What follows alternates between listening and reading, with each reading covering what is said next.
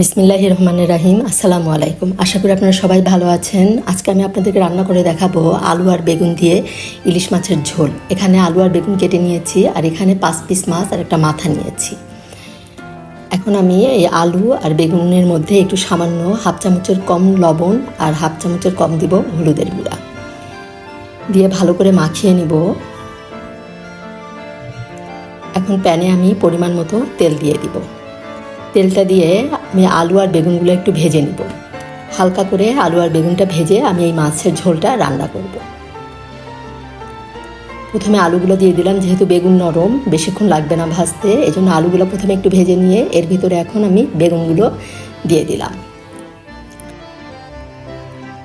দিয়ে এখন লাল লাল করে আমি ভেজে তুলে নিব। আলুগুলো হয়ে গিয়েছে, প্রথমে আলুগুলো আমি তুলে নিয়ে বেগুনটাও এখন হালকা আর একটু ভেজে নিয়ে তুলে নিলাম। এখন এখানে আমি 2টা পেঁয়াজ কুচি দিয়ে দিলাম। 2টা পেঁয়াজ কুচি দিয়ে পেঁয়াজের কাঁচা ভাবটা দূর হওয়া পর্যন্ত আমি এটা একটু ভেজে নিলাম। এখন এর ভিতর দিয়ে দিব আমি হাফ চামচ পরিমাণ লবণ আর দিব সামান্য একটু গরম পানি। দিয়ে আমি বাটা মশলাগুলো দিয়ে দিব। খুবই কম মশলা এখানে আমি ব্যবহার করব। এখানে দিলাম 1 চামচ পেঁয়াজ বাটা আর দিব হাফ চামচ পরিমাণ রসুন বাটা। ইলিশ মাছ সাধারণত মশলা কম দিয়ে রান্না করলেই এটার ফ্লেভার টেস্ট বেশি ভালো পাওয়া যায়। এখন এই যে মশলাটা একটু কষিয়ে নিয়ে এখানে আমি 1 চামচ লাল মরিচের গুঁড়া, হাফ চামচ ধনিয়ার গুঁড়া আর হাফ চামচ হলুদের গুঁড়া দিয়ে দিলাম। দিয়ে এখন মশলাটা ভালো করে কষিয়ে নিব। মশলাটা কষিয়ে নিয়ে প্রথমে এর ভিতরে আমি মাছগুলো দিয়ে দিব। যে বেগুন আর আলুটা ভেজে তুলে রেখেছি, মশলাটা ভালো মতো কষানো হয়ে গিয়েছে। এখন আমি এর ভিতরে মাছগুলো দিয়ে হালকা একটু কষিয়ে নিব। এত বেশি সময় ধরে কষাতে হবে না, আর আলু বেগুনটা যেহেতু ভাজাই আছে, এই সবজিটাও আমার বেশি কষানো লাগবে না। এখন এই যে মাছগুলো ভালো করে মশলার সাথে মিশিয়ে নিলাম। মিশিয়ে নিয়ে এখন আমি এর ভিতরে আলু বেগুনটা দিয়ে দিব। এই গরমের ভিতরে আলু বেগুনের ঝোল কিন্তু খেতে খুবই মজা লাগে। এভাবে আপনারা যারা খেয়েছেন তারা অবশ্যই জানেন এটা খেতে কতটা মজা। আর যারা খাননি অবশ্যই এভাবে রান্না করে একবার খেয়ে দেখবেন। ইলিশ মাছের এই তরকারিটা খেতে খুবই মজা হয়।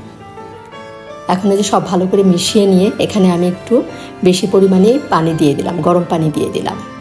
গরম পানিটা দিয়ে এখন আমি ঢাকনা দিয়ে ঢেকে এটা একটা বলক ওঠা পর্যন্ত যে রান্না করে নিলাম। এখন এর ভিতরে দিয়ে দেবো আমি কাঁচামরিচ। ইলিশ মাছে কাঁচামরিচটা দিলে এটার স্বাদ ফ্লেভার দুটাই বেশ ভালো আসে। আর এটা আমার যে ফ্রোজেন কাঁচামরিচ, দেখুন একদম কি সুন্দর হয়ে আছে।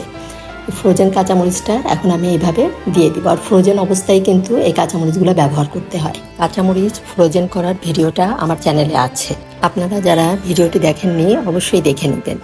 এখন এই যে দিয়ে আমি একটু নেড়ে নিয়ে আবার ঢাকনা দিয়ে ঢেকে 5 মিনিটের মতো রান্না করে নিব। আর এই তরকারিটা রান্না করতেও বেশি সময় লাগে না। এখন আমি সামান্য একটু লবণ দিয়ে দিব, হাফ চামচেরও কম আর একটু লবণ দিয়ে দিব।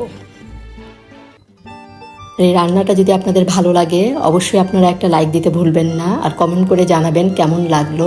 আর যারা নতুন এখনও আমাকে সাবস্ক্রাইব করেননি অবশ্যই সাবস্ক্রাইব করে আমার পাশে থাকবেন। এই যে হয়ে গিয়েছে আমার আলু বেগুন দিয়ে খুবই মজার ইলিশ মাছের ঝোল রান্না। এটা কিন্তু সাদা ভাতের সাথে এত মজা হয়েছিল খেতে, খুবই মজা। আপনারা অবশ্যই একবার এভাবে রান্না করে খাবেন। ধন্যবাদ সবাইকে, সবাই ভালো থাকবেন। আল্লাহ হাফেজ।